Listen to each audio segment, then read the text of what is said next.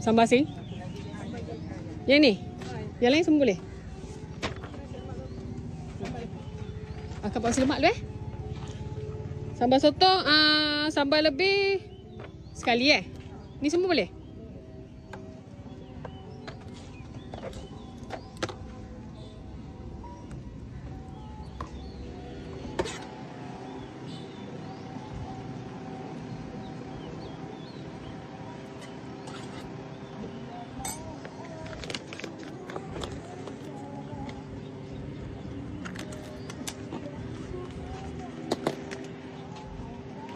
Sambal tu nak asing Sambal nasi kerabu. Asing Akak buat satu pack boleh untuk dua? Dua yang goreng. Okey.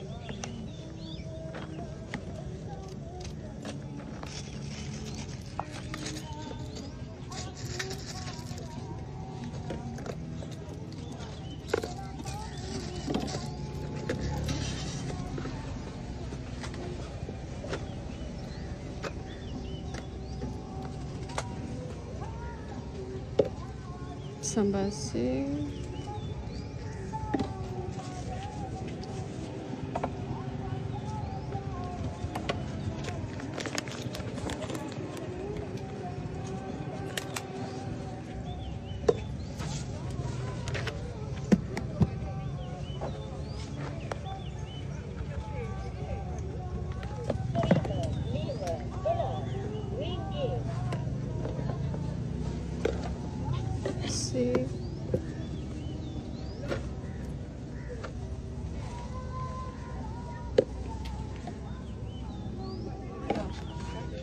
Yang ni mana tadi?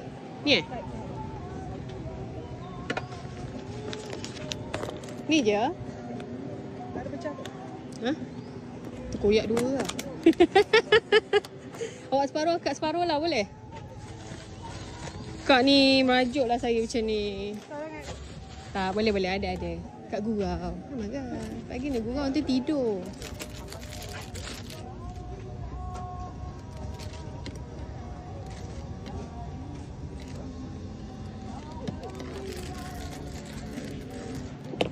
Awak kalau senyum manis sangat. Awak tahu tak? Senyum sedekah. Sedekah. Orang kata apa? Awak ni apa sedekah banyak sangat ni?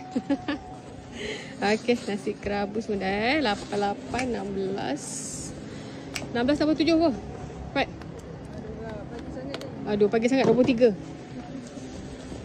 Tak pagi dah kacau lebih lah macam ni.